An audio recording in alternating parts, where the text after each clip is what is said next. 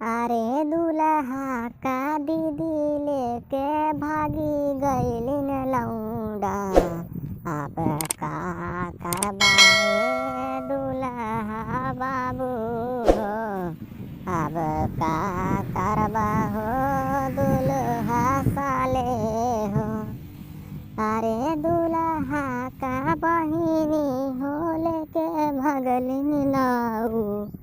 दूल्हा का बहिनी हो लेके भगलिन लाऊ।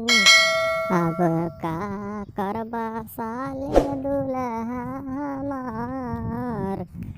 अब का करबा साले दूल्हा हमार। अरे दूल्हा का दीदी बड़िन बड़ी रसदार हो।